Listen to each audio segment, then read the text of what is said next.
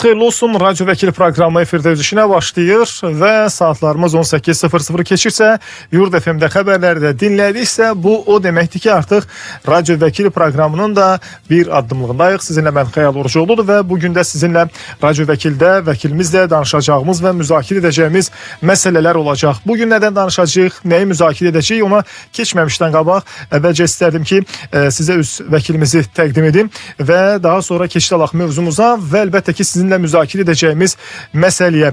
Bugünkü vəkil qonağımız Vəkillər Kollegiyasının üzvü Oqtay Şehdabəyevdir. Xoş gəlmisiniz, salamlayırıq sizi. Salam Xəyal müəllim, təşəkkür edirəm. Mən də sizi və bütün dinləyiciləri salamlayıram. Təşəkkür edirik, çox sağ olun Oqtay bəy. Düz bir saat ərzində sizinlə necə deyərlər, bax bu verilişdə, bu studiyada müzakirə edəcəyimiz məsələlər olacaq. Bu məsələlər, qeyd edim ki, danışacağımız əsas mövzu dinləyicilərimiz üçün də maraqlı olacaq, ümid edirəm. Sığortadan danışacağıq. Xüsusən də bugün əgər sığorta ilə bağlı sualı olanlar, fərqi yoxdur, hansı istiqamətli və nəyin sığortasıdır, necədir, bax, öz suallarını bizə elə indidən yazıb göndərə bilərlər. Hər gün verilişimiz olur, həftəçi 5 gün yayımlanırıq və bu 5 gün ərzində fərqli mövzuları işıqlandırırıq. Məsələn, dünən pensiya, müavinət bu istiqamətdə danışırdıq. Sabah başqa bir mövzunu müzakirə edəcəyik. Bugünsə sığortaya vaxt ayırmışıq. Çünki sığorta ilə bağlı da dinləyicilərimizdə bir xeyli suallar var və fərqli sığorta, necə deyirlər, təklifləri var, paketləri var. Bura istər avtomobil sığortası olsun, həyat sığortası olsun, nə bilim, əmlak sığortası olsun və s.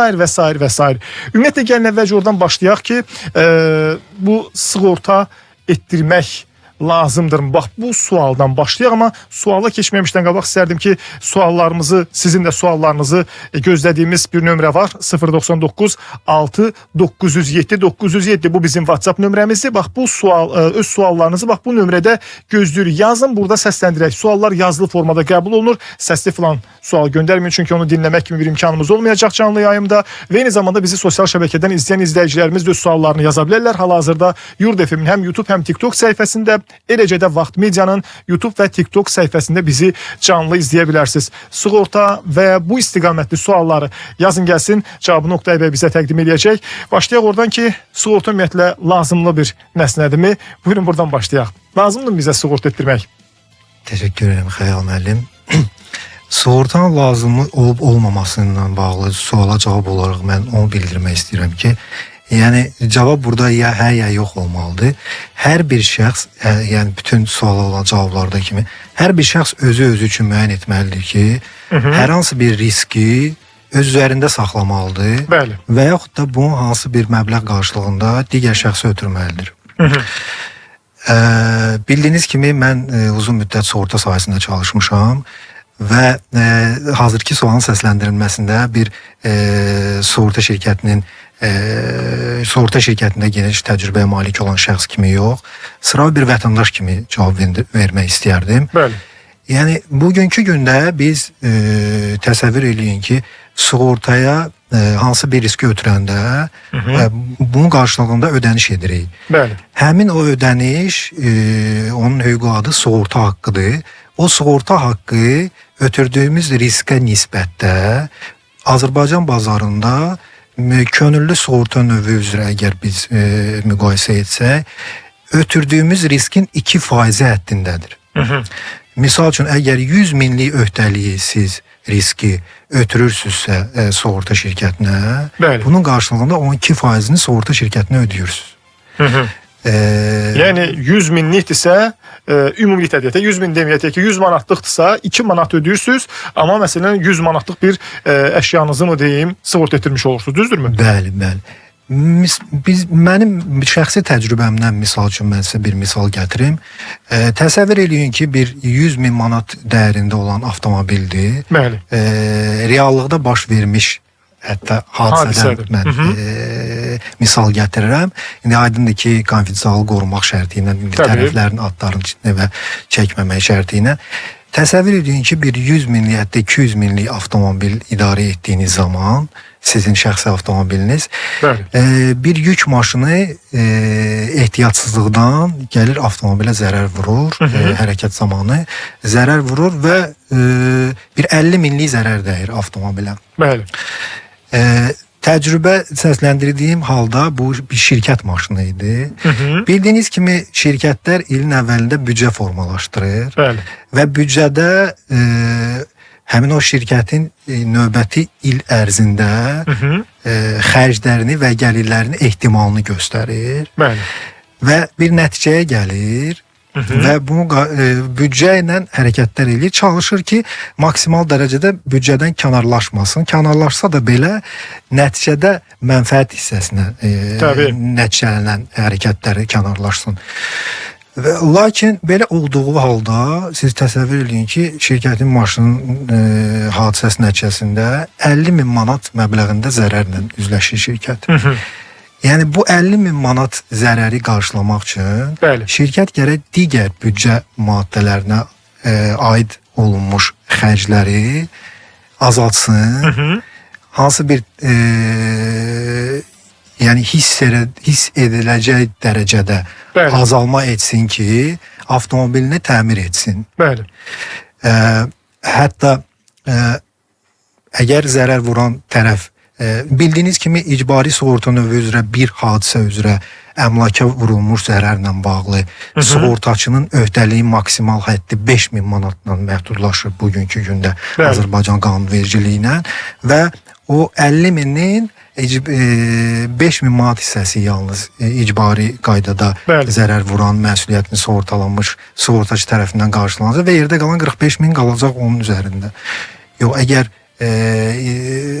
şirkət sığortalamış olsaydı, yalnız müqavilə üzrə nəzərdə tutulmuş azad olma məbləğini ödəmək şərti ilə bütün zərəri könüllü qaydada sığorta şəhadətnaməsi üzrə məsuliyyəti üzərinə götürmüş sığorta şirkəti, yəni sığortaçı qarşılayıb daha sonra o icbaridən öhdəliyin geri alacaqdır, öhdəlik həddində məbləği.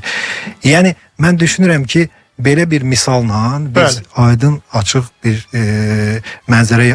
aydın mənzərə yaradırıq. Hər bir şəxs də özünə ondan nəticə çıxarıb cavab verə bilər. Mən əminliklə deyə bilərəm ki, bəli, sığorta lazımdır, hətta vacibdir bunu etmək. Ola bilsin ki, 1 il, 2 il, 3 il ərzində hər hansı bir risk yaranmasın və vətəndaşlarda və yaxud hüquqi şəxslərdə elə bir fikir yaransın ki, sığorta xərcləri yəni əsassız, amma heç də elə deyil. Bir baş vermiş hadisə illərlə ödənilmiş sığorta haqqının artıqlaması ilə qarşılayır və o vəsaiti qənaət etməsinin nəticələnir. Aydındır. Suallarınız varsa yaza bilərsiniz. Sığorta ilə başınıza hansısa bir hadisə gəlibsə və yaxud da ki, bu sığorta məsələsi ilə bağlı nəyinəsə qarşılaşmısınızsa mütləq yazın bizə 099 6907 907 WhatsApp nömrəsində sizin suallarınızı gözləyirik və eyni zamanda bugünkü vəkil qonağımız qeyd edim ki, Oktay bəy həm sizin həm də bizim suallarımızı cavablandırır. Sığorta istər bu avtomobillə bağlı olsun, istər həyat sığortası olsun, istər digər məsələlərlə bağlı, bax bu istiqamətli vəkilə ünvanlanacaq suallarınızı yazın, biz də burada səsləndirək və gələn suallarla yanaşı qeyd edim ki, bizə sosial mediadan da yaza bilərsiniz. Hal-hazırda Vaxt Medianın həm YouTube, həm TikTok səhifəsində, Yurd FM-in də TikTok və YouTube səhifəsində hazırda necə deyərlər, canlı yayımdayıq. Suallar gəlib bizə sosial mediadan da, elə WhatsApp üzərindən də sosial mediadan olan bir sualı səsləndirəcəm. Yazır ki, maşını ada çevirmək dövlət rüsumu soruşublar. Bu dövlət rüsumu da herhalde yəqin ki, bunun sığorta ilə əlaqəsi yoxdur və müəyyən bir avtomobilə görə falan böyük ehtimal ki, dəyişir. Qiymətlər mən səhv etmirəmsə, ona görə də bununla bağlı siz aidiyyəti qurma, yəni dövlət yol polisinə müraciət edin və o istiqamətdə cavablar da oradan olacaq. Yəni sığorta ilə bağlı olan məsələ olsaydı Oktay bəy cavablandırardı. Və əlavəniz varsa buyurun. Xeyr, tamamilə düzgün vurğuluyursunuz. Yəni nəqliyyat vasitəsini özgənlikləşdirmə ilə bağlı xərclər konkret normativ sənədlərdə əksini tapıb və sığorta ilə bu bağlı olan məsələ deyil. Yeganə sığortaya aid olan orada məsələ ondan ibarətdir ki, özgənlikləşdirilən zaman nəqliyyat vasitəsinin üçüncü şəxslər qarşısında mülki məsuliyyətin sığortalanmasına dair tələb var ki, o öhdəlik sığortalanmalıdır. Yəni əgər nəqliyyat vasitəsində icbari qaydada öhdəlik sığortalanmayıbsa, sahiblərinin nəqliyyat vasitəsinin özgənlikləşdirilən zaman, yəni alqı-satqı olunan zaman mütləq qaydada o sığorta olunmalıdır. Bir dinləyicimiz yazıb ki, vətəndaş avtomobilini kasko edirsə, icbari sığorta niyə etməlidir? Bir şey ki, kaskoda hər iki tərəfin problemi həll olunur. Məntiqi yanaşma olmalı deyilmi? Əslində doğrudan da məntiqidir. Yəni mənim əgər kasko sığortam varsa, bir də yenidən niyə icbari sığorta üçün əlavə ödəniş eləyim? İcbaridir deyəmi, yoxsa niyə? Çox sağ olun Tural müəllim.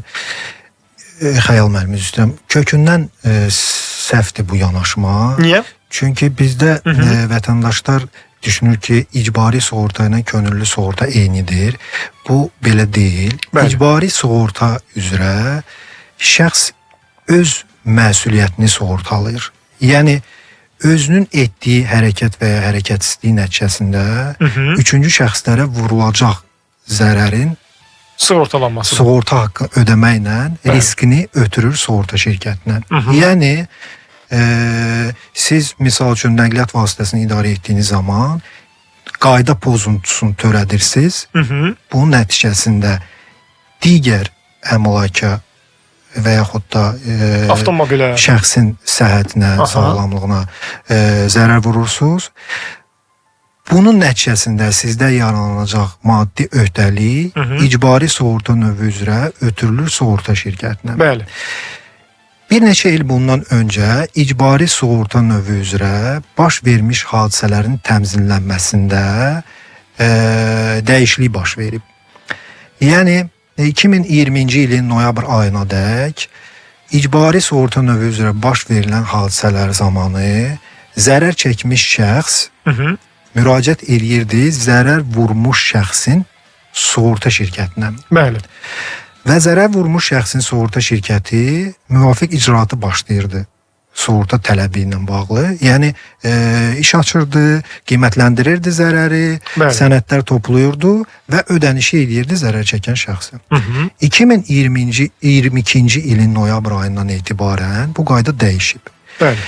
Yəni zərər çəkmiş şəxs özü öz məsuliyyətini sığortaladığı şirkətə baxmayaraq ki, bu zərər çəkmişdi, yenə də zərər vuran deyil. Bəli. Özü müraciət edir öz sığorta şirkətinə, sığortaladığı şirkətə və həmin şirkət o icraatı başlayır, zərəri qiymətləndirir və sığorta ödənişini edir. Daha sonra bunları vətəndaşların iştirakı olmadan növbəti proseslər aparılır. Bəli. Ödəniş eləyəndən sonra sığorta şirkəti, axı həmin sığorta şirkətinin məsuliyyətini sığortaladığı şəxsin məsuliyyəti yaranmayıb.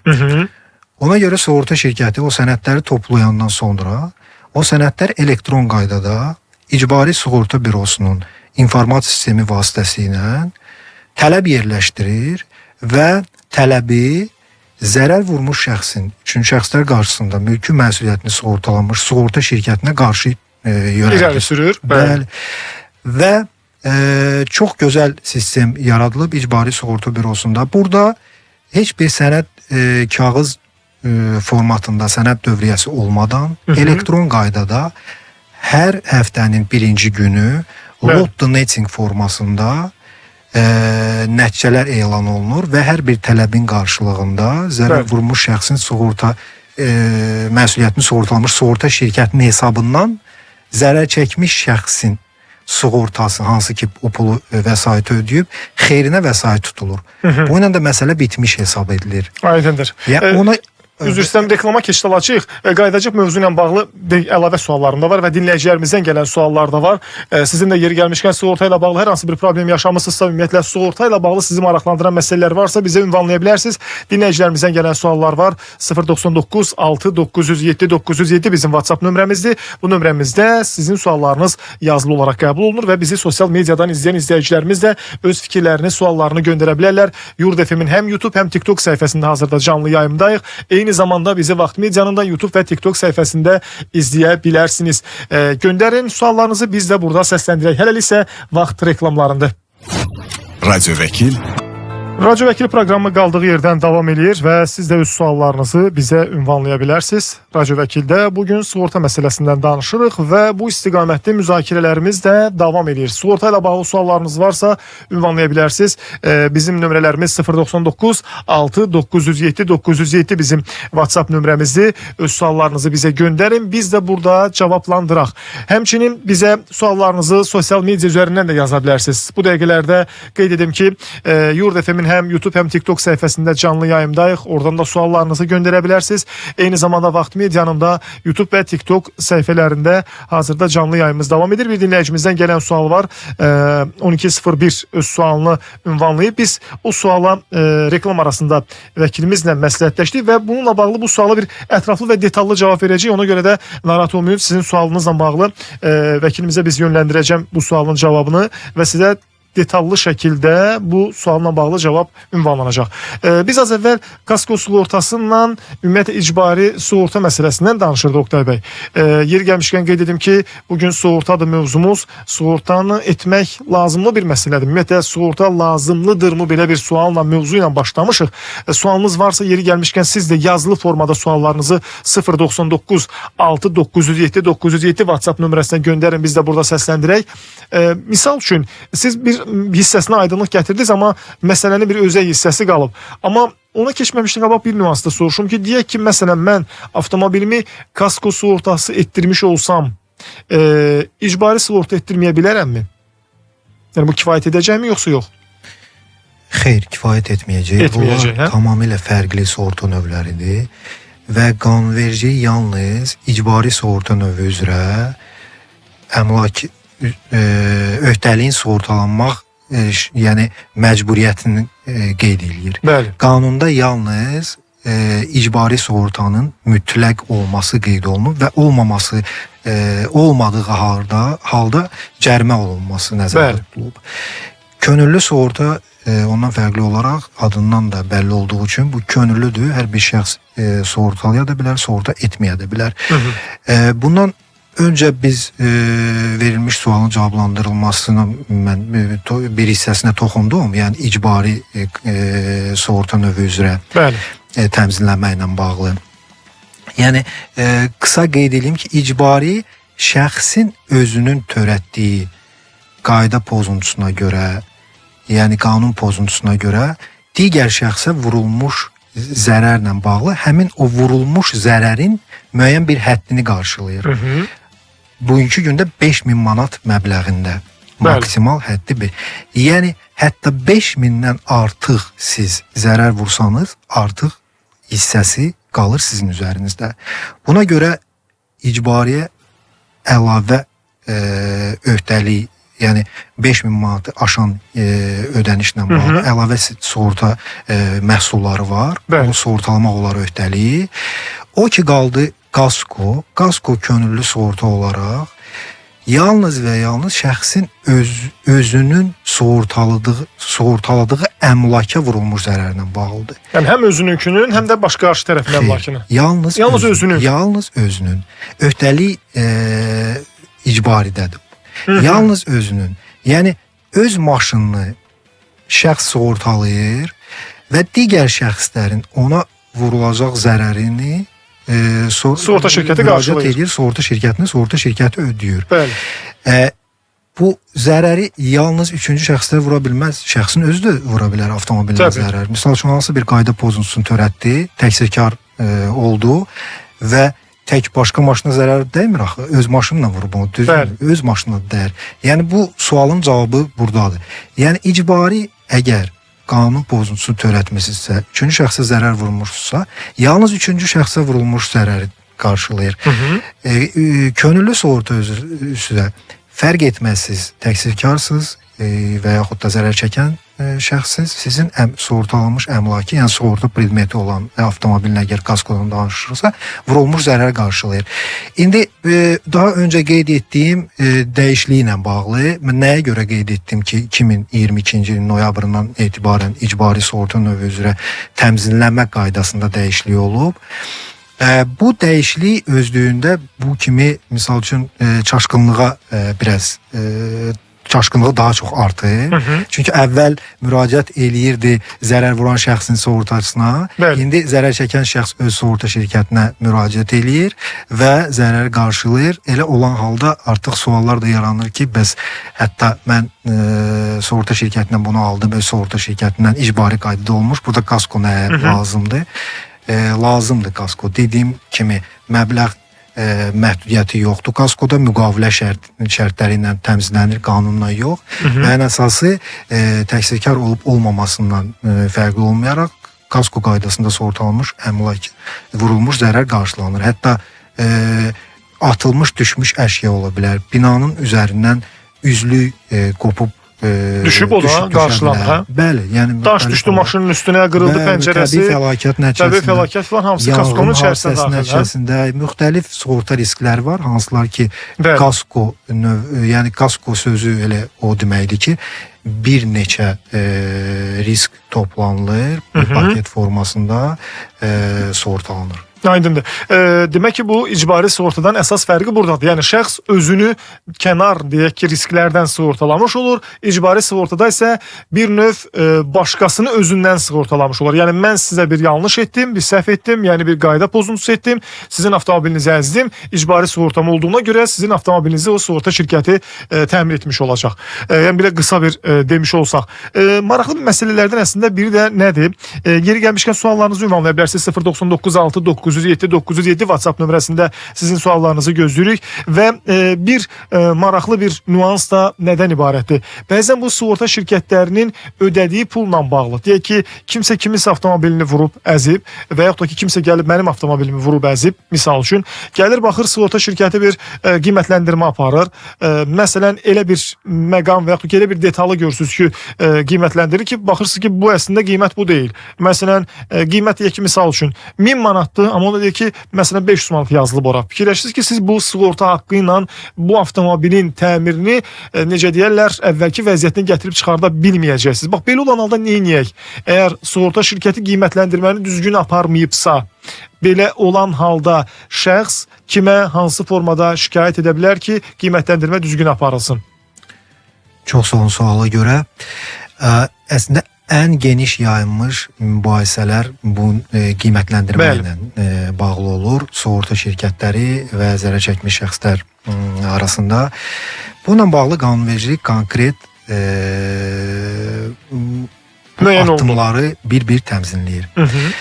Əvvəla onu deyim ki, sığorta şirkətlərinin fəaliyyətinə Mərkəzi Bank nəzarət edir və nəzarət orqanı bu sahədə Mərkəzi Bank. Nəzarət orqanı funksiyası Mərkəzi Banka malikdir. Bütün sığorta şəhadətnamələrində, bütün sığorta şirkətlərinin girişində ən çox müraciət edən şəxslərin toplanılan hissələrində Mərkəzi Bankın xüsusi tələbi var ki, Mərkəzi Bankın qaynar xəttin qısa nömrəsi yerləşdirilsin və böyük formatda plakat formasında. Bu tələbə bütün sığorta şirkətləri riayət edir. Bugünkü gündə istənilən bir sığorta şirkətinin könüllü sığorta müqaviləsini siz götürsəniz, görərsiniz ki, orada Mərkəzi Bankın qısa nömrəsi var. Bəli. Qaynar xətt sözü yazılıb və Mərkəzi Bankın adı qeyd olunub. İstənilən bir mübahisə yarandıqda Mərkəzi Bankla telefonla əlaqə saxlamaq olar. Qiymətləndirmə ilə bağlı qanunverici zərərin müəyyən edilməsi hüququnu sığorta şirkətinə həvalə edib. Lakin sığorta şirkəti zərəri qiymətləndirib, zərər çəkmiş şəxsə zərər məbləğini bildirəndən sonra, əgər tərəflər arasında məbləğlə bağlı razılıq əldə edilmirsə, zərər çəkən şəxs Mərkəzi Bankın reyestri var, müstəqil ekspertlərin reyestri. Daxil olur Mərkəzi Bankın saytına, oradan müstəqil ekspertlərin reyestrindən seçim edir, minimum 3 şəxsi və sığorta şirkətinə təklif edir ki, bu 3 şəxsdən birini seçsin və zərəri müstəqil ekspert vasitəsilə qiymətləndirsin. Müstəqil ekspertin xidməti ödənişlidir, lakin qanunverici bu məbləğin ödənilməsini sığortaçıya həvalə edib. Yəni sığorta şirkəti baxmayaraq ki, zərər çəkən şəxs siyahını müəyyən edir və təklif edir, xidmət haqqını ödəyir sığorta şirkəti. Bəli, qanunverici bəzi hallarda o məbləğin zərər çəkənə aid olması hissələrini müəyyən edib, lakin bu mərhələdə konkret sığorta şirkətinə aid. Müstəqil ekspert zərəri müəyyən eləyir, qiymətləndirir və bu zərərlə sığorta şirkəti ödənişi icra edir, hə? Bəli. Bu müstəqil şəxs sığorta şirkətinin heç bir əməkdaşı falan olmur, hə? Xeyr. Həmin şəxs xüsusi lisenziyaya malik olan və adı Mərkəzi Bankın reyestrində qeyd olunmuş. Bəli. Bu hüquqi şəxs də ola bilər, fiziki şəxs də ola bilər. Hər bir zərər çəkmiş Mərkəzi Bankın saytına daxil olub, seçim eləyib, sığorta hissəsində orada müstəqil ekspertlərin reyestri var saytda. Siyahıdan seçim edib istənilən şəxsin, orada həm şəxsin adı qeyd olunub, deməli hüquqi şəxs və ya fiziki şəxs, hüquqi şəxs olduqda adı, fiziki şəxs ad, soyad, ata adı, lisenziyanın hansı tarixdən etibarən verildiyi, Hamısının əksini tapıb. Hamısının əksini tapıb, əlaqə nömrələri, ünvanları və s. bunlar hamısı açıq, aşkar, şəffaf qeyd olunub. O reyestrdən şəxs istədiyi minimum 3 nəfəri və yaxud da hüquqi şəxsi müəyyən edib, təklif edir sığorta şirkətinə, sığorta şirkəti onlardan birini seçib, həvalə edir qiymətləndirmə həmin müstəqil ekspert. Və yenidən aparılır. Bəli, müstəqil ekspert ola bilsin şəkillərə əsasən qiymətləndirsin, əgər zərurət yarandıqda, yəni nəqliyyat vasitəsinin və yaxud da digər əmlakın olduğu yerə çıxış edib, yerində baxış keçirə bilər və rəyi təqdim edir, ekspert rəyin. O rəyə əsasən zərər tənzimlənmiş olur. 0996907 bizim WhatsApp nömrəmizdir. Zəng etməyin. Sadəcə olaraq burada yazılı mesajlar qəbul olunur. Əgər mümkündürsə öz suallarınızı yazılı formada yazın, göndərin. Biz də burada səsləndirək. Çünki dinləmək kimi imkanımız olmur. Efir canlı yayımdır və özdə suallarınızı da yazılı formada göndərməyiniz daha məqsədə uyğundur ki, digər dinləyicilərimizin suallarını da cavablandırmış olaq.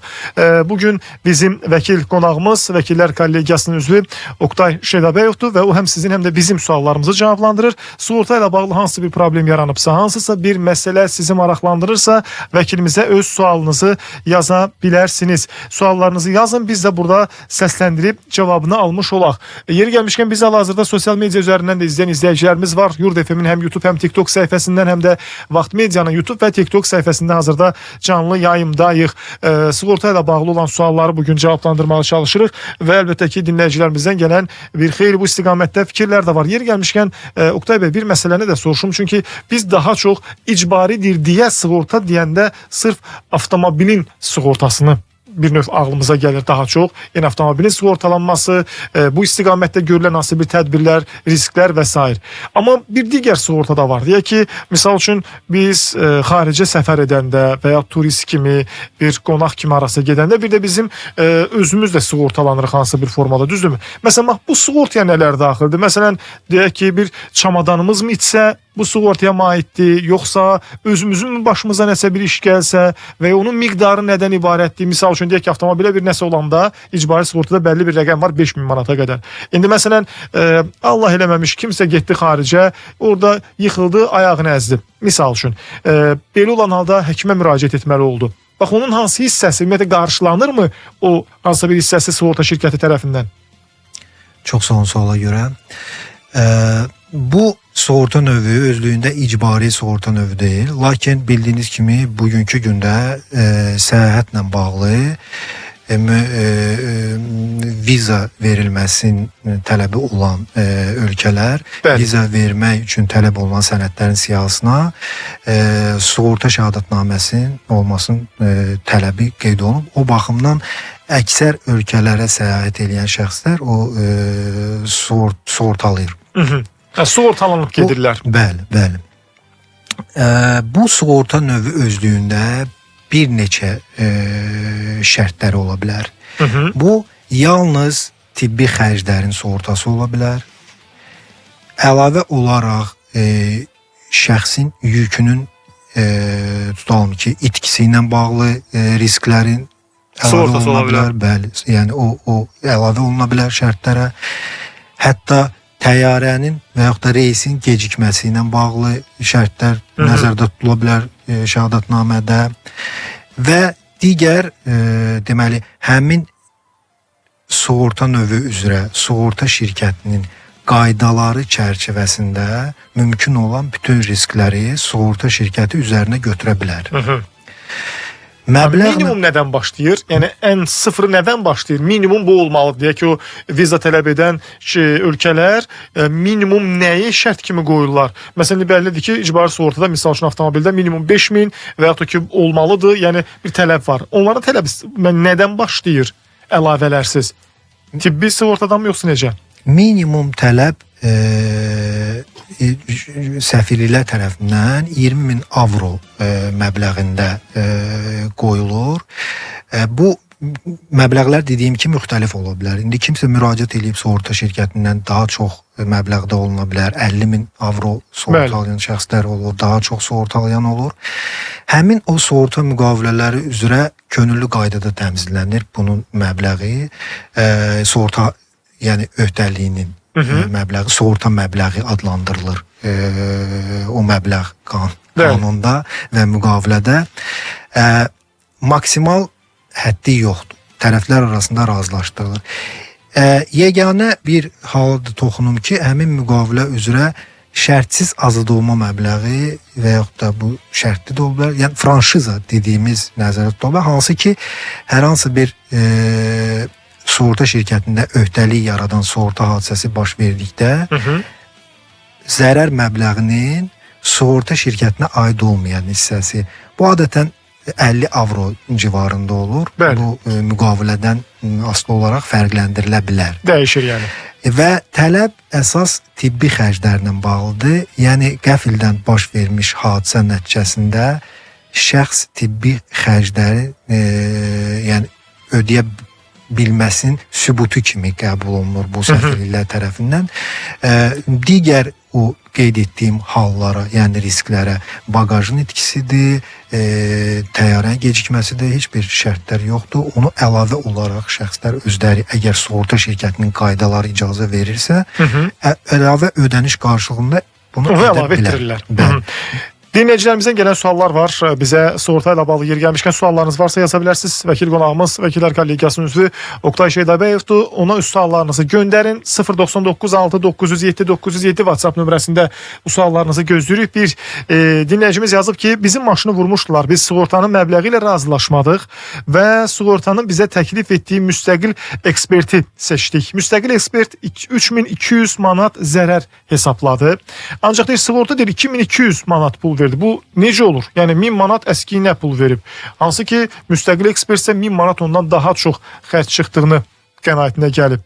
Belə olan halda neynəsin məsələn dinləyicimiz və yaxud da ki, zərər görmüş şəxs? Burada bir dəqiqləşməyə ehtiyac var. Mən düz başa düşdümsə 1000 manat az ödəniş eləyib. Bu əgər könüllü növ sığortadırsa, ola bilsin ki, sığorta şirkəti 3200 manat məbləğində zərəri təsdiq edib. Lakin 1000 manat azadolma olduğu üçün 1000 manat çıxılmaqla 2200 manat ödəniş eləyib. Yox, əgər bu icbari sığorta növü üzrə ödənişdirsə, yəni burada heç bir azadolma məbləği nəzərdə tutulmursa və sığorta şirkəti müstəqil ekspertin təqdim etdiyi rəydə qeyd olunan zərər məbləğindən 1000 manat əski ödəyibsə, daha az zərəri qiymətləndiribsə və öz sənədlərində az məbləği qeyd edibsə, bunu əsaslandırmalıdır. Ola bilsin ki, müstəqil ekspert məlumatsız olub və 1000 manat dəyərində qiymətləndirilmiş zərər hadisə nəticəsində baş verməyib. Yəni, ola bilsin ki, maşın arxa hissəsi hadisə nəticəsində zərər görüb, lakin müstəqil ekspert misal üçün ön hissəsinə aid olan zərəri də onu edə bilərmi yəni? Yəni hadisənin təfərrüatları barəsində ekspertdə məlumat olmaya bilər. İcbari sığorta idi dinləyicimiz yazır ki, icbari sığorta idi. Mən belə desək, dinləyicimizin tərəfindən duraraq məsələyə yanaşsaq və reallığı burada desək, məsələn, bir sığorta tərəfindən deyil də Tutaq ki, misal üçün mənim avtomobilim yarım arxasından vurublar. Müstəqil ekspert gəlib bunu yoxlayır. Deyirəm ki, qardaş, baxın, maşın gəldi, deyək ki, misal üçün məni vurdu və yaxud da ki, mən filan kəsin avtomobilini vurdum. Hansısa bir formada izah edirəm. Hər halda müstəqil ekspertə durub deməyəcəm ki, maşınımın qabağında olan, misal üçün, bu fermidə rənglət, yəni bilim, faramında işığını düzəlt. Hər halda. Amma burada fakt ondan ibarətdir ki, 1000 manat əskiyini ödəyib. Müstəqil ekspertlərin burada sığorta şirkətinin fərqli yanaşması olarsa, bunu necə dəyərləndirmək olar? Yəni, necə desin ki, məsələn, bəs mənim pulum axı 1000 manat əskiy verilib? Burada yox, mən qəti burada yəni şəxsin özünü müstəqil ekspertə hadisə nəticəsində baş verməmiş zərəri, hadisə nəticəsində baş vermiş kimi təqdim etməsini qeyd etmək istəmirəm. Yəni, misal üçün deyirəm mən də, bəli. Ola bilsin şəkillər əsasən qiymətləndirib müstəqil ekspert və konkret məlumatı olmayıb hansı hissəsinin zədəli olduğu. Əgər məbləğlə bağlı kəskin ziddiyyət varsa və birinci onu qeyd edim ki, bu qiymətləndirmə həm sığorta şirkət tərəfindən, həm müstəqil ekspert tərəfindən ədalətli olmalıdır. Bəli. Yox, əgər həqiqətən də kəskin fərq varsa və sığorta şirkəti bunu əsaslandıra bilmirsə, bu fərq nədən yaranır? Müstəqil ekspertin rəyinə istinadən şəxs daha öncə qeyd etdiyim kimi sığorta sahəsinə nəzarət edən Mərkəzi Banka müraciət edə bilər ki, bəs müstəqil ekspertin təqdim etdiyi rəydə fərqli məbləğ olduğu halda sığorta şirkəti heç bir əsaslandırma vermədən kəskin fərqləndirir. Bəli. Və bu bir variantdır. Bu bir variantdır və əgər Mərkəzi Bankın cavabı vətəndaşı qane etməsə, vətəndaş iddia tələbi ilə məhkəməyə müraciət edə bilər. Bu sənədləri əlavə edib, deməli, müstəqil ekspertin rəyini, sığorta şirkətinin yanaşması qeyd olunan sənədi, sığorta şirkəti rəsmi qaydada şəxsə bildirməlidir ki, bəs hansı əsasında müstəqil ekspertin qeyd etdiyi məbləğlə razılaşmır. Və iddia tələbini qaldıra bilər sığorta şirkətinə qarşı müvafiq deməli sığorta şirkətinin qeydiyyatda olduğu ərazi üzrə məhkəmədə. Məhkəmə icraata qəbul olduqdan sonra mübahisə davam etdikdə məbləğlə bağlı işi ekspertizaya göndərir. Bugünkü gündə qiymətləndiricilər palatası var. Həm qiymətləndiricilər palatasında qeydə alınmış qiymətləndirici mütəxəssis ekspertlərə göndərir və həmin rəyə əsasən məhkəmə işi tənzimləyir. İşi tənzimləyir deyirsiniz. Dinləyicimiz ardınca yazıb ki, bununla bağlı bir maşına baxış da keçirilmişdi. Yəni qəza və zərər çəkilmiş anından danışır. Yəni düzəlməmişdən öncə və ekspert tərəfindən, müstəqil ekspert tərəfindən də bax rəy qiymətləndirilmişdi. Digər ki deyir, istənilən məbləği ala bilmədik. Deyir, bizim maşında qəza oldu, kasko sığortanın olduğu halda çox aşağı qiymət təklif olundu, müstəqil ekspert seçmək təklif olundu, amma bizə dedilər ki, o ödənişi biz özümüz ödəməliyik. Çox desək də heç nə alınmadı. Bezib az məbləği götürüb bir daha kasko sığorta etməmək qərarına gəldik. Dinləyicimiz bax belə bir fikir yazıb. Görəsən nə baş verir və görəsən niyə belə olub? Bizim az əvvəl dedik ki, bu xüsusən də bu cür məsələlər çox gündəmdədir. Bu rəqəmlərlə razılaşmamaq məsələsi. Nə deyə bilərsiniz bununla bağlı? Qısaca deyin, zəhmət olmasa reklama keçdələk, sonra gəlib cavablandırarıq. Bununla bağlı, yəni daha öncə qeyd etdiyim kimi, bu məsələ əgər Mərkəzi Bank nəzarət orqanı olaraq Mərkəzi Banka müraciətdən sonra da, yəni vətəndaş razılaşmırsa və yaxud da sığorta şirkəti razılaşmırsa, məbləğlə razılıq əldə olunmursa, hüquqi müstəvidə bu məsələnin həlli yalnız məhkəmə qaydasındadır. Hətta mən sizə bildirim ki, sığorta şirkət tərəfindən əsassız sığorta ödənişinin yayınması ilə bağlı qanunvericilikdə dəbbə pulunun hesablanması nəzərdə tutulub. Bu, hər bir gecikdirilmiş günə görə ödəniləcək məbləğin 0,1%-dir və məbləğ böyük olduğu halda mən əmin edirəm ki, bu ciddi bir məbləğ formalaşır, dəbbə pulu yəni olaraq. O baxımdan burada mən düşünmürəm ki, sığorta şirkəti belə bir mübahisəyə gətirib çıxarılmasını istəyər. Xüsusən də bugünkü gündə daha öncə qeyd etdiyim kimi icbari qaydada təmizlənmə 22-ci ildən sonra dəyişdiyi üçün artıq qiymətləndirmə ilə bağlı mübahisələrin sayı kəskin dərəcədə azalıb. Digər suallar da var. Dinləyicilərimizdən gələn sualları səsləndirəcəyik. Qısa bir reklam arası var. Gəlin əvvəlcə reklamları dinləyək və daha sonra sualları səsləndirək. Radyo Vəkil Xəyal Orucoğlu'nun təqdimatında. Kaldığımız yerden devam edirik. Sığortadan danışırıq bugün. Oktay Şeydabəyev bizim qonağımızdır. Sizin ve bizim suallarımızı cevaplandırır. Radyo Vəkil programını dinleyirsiniz. Sizinle Xəyal Orucoğlu'dur ve həftəçi 5 gün olan verilişimizin bugün 3. güne, yani çərşənbə gününe olan buraxılışını size təqdim edirik. Dinləyicilərimizdən sosial media üzerinden de yazılan suallar var. Bize hal-hazırda WhatsApp'tan da yazan dinləyicilərimiz var. 099 6907 907 bizim WhatsApp nömrəmizdir. Yazın suallarınızı, burada biz də səsləndirək. Deməli, suallardan biri sosyal medya üzerinden yazılıb. Dinləyicimiz soruşur ki, inzibati, daha doğrusu İnzibati Xətalar Məcəlləsinin 510-cu maddəsindən cərimə yazılıb. Məhkəmə yoluyla iş gedib icraya, oradan da bir bildiriş gəlib ki, 50 manat ödəməlisiniz. Belə olan halda necə olur proses? Ümumiyyətlə bu barədə zəhmət olmasa bir aydınlıq gətirərdik. Çox sağ olun. Bu çox güman ki, məhkəmə icraatı yekunlaşıb, məhkəmə iş üzrə qərar qəbul edib və qərar icra olunması üçün şəxsin qeydiyyatda olduğu icra şöbəsinə yönəlib və icra şöbəsi tərəfindən şəxsə bildiriş göndərilib ki, inzibati cərimə növü üzrə tənbih olunduğu üçün cərimə məbləğini ödəsin. Əgər şəxs bu narazı deyilsə, inzibati qərardan əgər müddət ötürülməyibsə, şikayət etməyin hüququ var. Yox, əgər şikayət etmək fikrində deyilsə, o cərimə ödənilməlidir. Aydındır. Yəni, yer gəlmişkən İnzibati Xətalar Məcəlləsində 510-cu maddə xırda xuliqanlıq kimi bir qiymətləndirilib. Yəni, görünür ki, məhkəmə qərarı ilə sübuta yetirilmiş olub və şəxsə cərimə yazılıb. Və ona görə də bu cərimə ödənilməlidir deyə bildirirsiniz. Əks halda məhkəməyə müraciət edə bilər mübahisələndirmək üçün. Aydındır. Digər bir sual ünvanlayıb dinləyicimiz bizə. Deyir ki, mən 2016-cı ildən Mətanət A şirkətində işləyirəm. 2020-ci ilə kimi məni müqaviləsiz işlədiblər. Həmin illərin deyir, tabelin videosu da var. Həmin illərdə vergidən yayınma halları olub. Mənə nə vaxtda sübut kimi köməkli edə bilərmi? Bir də ki, artıq pullarımı necə əldə edə bilərəm? Bu məsələ ilə bağlı soruşur ki, bu müddət ərzində hansı ki müqaviləsiz işlədilib və bu kompensasiya kimi pullarını filan tələb edə bilər, mümkündür ümumiyyətlə? Əgər mən düz anlayıramsa, burada əmək münasibətlərindən danışır şəxs. Ya xidmət göstərib hüququ şəxsə müqaviləsiz, o hissəsi biraz açıq qalıb, ona görə biraz dəqiqləşməlidir. Əmək münasibətlərində olubsa və faktiki əmək münasibətlərində olubsa və burada müqavilə olmayıbsa, bu çox böyük riskdir hüquqi şəxs üçün. Bugünkü gündə qanunvericiliyi çox sərtdir bununla bağlı yanaşması.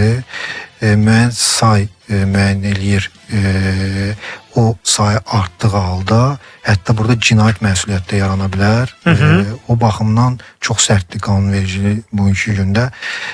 Bu sual dəqiqləşdirilməlidir.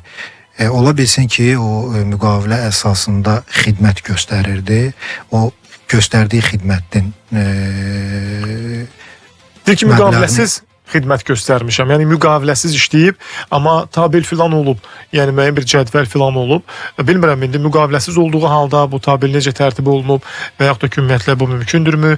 Yəni ola bilsin burada müqavilə hətta olub, sadəcə o şəxsin özündə o müqavilənin nüsxəsi yoxdur. Amma hər bir halda bu xidmətin göstərilməsini təsdiq edən sübutlar varsa, təhvil təslim aktarıdır, müəyyən bir yazışmalardır. O sənədlərin hamısına hüquqi qiymət verilməlidir. Ona görə daha ətraflı bu məsələ araşdırılmalıdır. Maraqlı bir sual daha gəlib. Təsərrüfatla bağlı olan bir sığorta hissəsi ilə bağlı olan sualdır. Deyir, sığortalı olan iki iri buynuzlu, daha doğrusu iri buynuzlu deyir, heyvanlarım var. Bir il əvvəl həmin heyvanlardan biri tələf olub və xidməti sənəd vermədi, deyir, baytarlıq xidməti sənəd vermədiyi üçün Aqrar Sığorta Fondu mənə ödəniş etmədi. Hadisədən deyir, tam bir il keçib. Məhkəməyə müraciət edə bilərəmmi? əlbəttə məhkəməyə müraciət etmək hüququ var şəxsin. Hətta mən sizə deyim ki, bu müqavilədən irəli gələn öhdəlik olduğu üçün 3 illik iddia müddəti də ötürülməyib. Müraciət eləyə bilər. Lakin bütün zəruri sənədləri məhkəməyə qədər toplanmalıdır və dəqiq nəticəyə gəlməlidir ki, o tələbin əsasını təşkil edən sənədlər qaydasında da ondan sonra. Maraqlı bir sual daha gəlib. Bilirsiniz ki, müəyyən bir sığorta endirimləri olur. Yəni qəza hadisəsi baş verməyibsə, icbari sığortanı etdirəndə müəyyən bir güzəştlər olur. Hər il bu güzəştlər get-gedə azala gedir, müəyyən bir güzəşt nəzərdə tutulub. Deyir ki, nəqliyyatımı digər nəqliyyat vasitəsi arxadan vurmuşdu. Onun səhvi ucbatından. Hər il olduğu kimi deyir, bu ildə deyir icbari sığorta etdirən zaman baxdım ki, mənim üçün nəzərdə tutulan icbari sığorta haqqı qalxıb. Səbəbini soruşanda bildirdilər ki, qəza etmisiniz. Günah məndə olmadığı halda mənim nəqliyyatımın sığorta haqqının qalxması nə qədər doğrudur və qəzadan neçə il keçməsinə baxmayaraq yenə də yüksək qiymətlərlə sığorta xidməti təqdim olunur. Bu ödənişin enməsi ehtimalı mümkündürmü? Bu sistemin adı bonus-malus sistemidir. Bonus o deməkdir ki, adından bəlli olduğu kimi sığorta haqqı enir müraciət edən şəxs üçün və malus odur ki, əksinə qalxır. Bu bonus-malusun formalaşması müəyyən qaydalarla təmizlənir və müəyyən alqoritmla hesablanır. Bəli. Buna təsir edən meyarlar var. Bu ən əsası düzdür, hadisənin baş verməsidir, təqsirkar olmasıdır. Bundan başqa bir neçə sürücünün olmasıdır və sair və ilahır. Meyarlar tək hadisənin törədilməsi deyil. Ona görə ola bilsin ki, şəxs müraciət etdikdə sığorta haqqın formalaşmasında digər meyarlarda iştirak edib, o baxımdan sığorta haqqı nəticədə öncəki ilə nisbətdə daha artıq olur. Bu isə dəqiqləşdirilməlidir ki, konkret bir cavab verilsin. Amma malusda iştirak edən təqsirkar olması halıdır. Baxın, burada onun hansı bir müddətdən sonra yenidən enmə ehtimalı varmı? Yoxsa bir dəfə hadisə baş verdisə və salam, yeni dəfədən, yəni növbəti ili icbari sığorta etdirsək o hal olmayacaq? Növbəti illərdə o proporsiya mən bildiyim qədər azalır. Alqoritmla gedir bu və o avtomatik hesablanır. İl ötdükcə o ya silinir ya azalır. İndi mən dəqiq o isə bu icbari sığorta bürosunun səlahiyyətində olan məsələdir. Bəli. Bildiyiniz kimi icbari sığorta növü üzrə sığorta haqların formalaşdırılması, yəni hissəsi. O baxımdan o növbəti illərdə azalmalıdır. Təşəkkür edir sizə. Oktay bəy, çox sağ olun.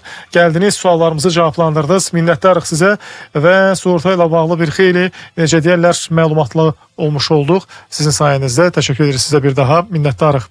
Siz sağ olun, mən sizə təşəkkür edirəm. Beləcə yekunlaşdırırıq Radio Vəkil proqramını dinləyirsiniz. Sizinlə mən Xəyal Orucoğlu'ydu. Bugün vəkil qonağımız Vəkillər Kollegiyasının üzvü Oktay Şeydabəyov idi. O həm sizin həm də bizim suallarımızı cavablandırırdı. Sabahsa burada olacağıq. İnşallah tamam başqa bir mövzu, tamam başqa bir vəkil qonağımızla sizin suallarınızı cavablandırmağa çalışacağıq. Radio Vəkili dinləyirdiniz. Eşidilmə ümidi ilə hələlik.